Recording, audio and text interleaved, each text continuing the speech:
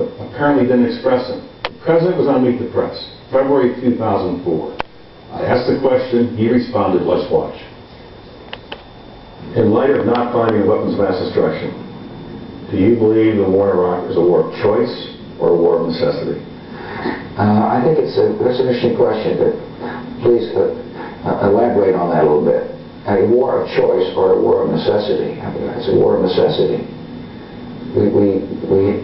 My judgment, we had no choice when we look at the intelligence I looked at that says the man was a threat. You write in your book, I remember talking to the President about this question following the Meet the Press interview. He seemed puzzled and asked me what Russert was getting at with the question. This in turn puzzled me. Surely this distinction between a necessary, unavoidable war and a war that the United States could have avoided but chose to wage was an obvious one that Bush must have thought about in the months before the invasion. Evidently, it wasn't obvious to the President, nor did his national security team make sure it was. It was being debated everywhere, all across the country. Is this a war of choice or necessity? The President seemed unaware of it. Yes, as you know, I was sitting right there off to the side, and after the interview had ended, I did walk back into that room, and it struck me. That was it, and I write about it in the book in some detail. Why didn't you say to him, Mr. President, this is the fundamental issue confronting our country? Why didn't you go to your superiors and say, guys, ladies and gentlemen, we have a problem here. This is the fundamental issue, choice or necessity, and the President seems unaware of it. In retrospect, I probably should have.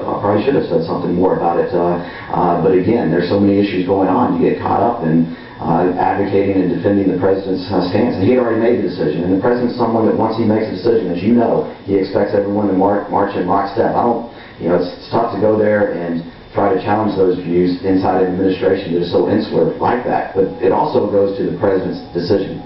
That he had made this decision to confront Saddam Hussein, and it was going to be either he comes clean or we go to war very early on. That's the way the President operates. He makes the decision, and then it's how do you implement that decision. And I think that happened late in 2001, and then his advisors, from my perspective, I don't think challenged him like they should have about the necessity of going to war. And from my standpoint, it's a moral view. We shouldn't be going to war unless it's absolutely necessary. Now, there was justification that could be made to remove Saddam Hussein separate and apart from that.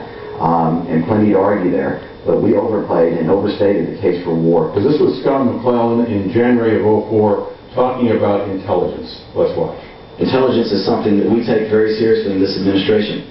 Intelligence is something we take very seriously. That's what you're telling the American people. And yet, on an airplane with the President, you write this. According to Scooter Libby's grand jury testimony, President Bush had actually engaged in select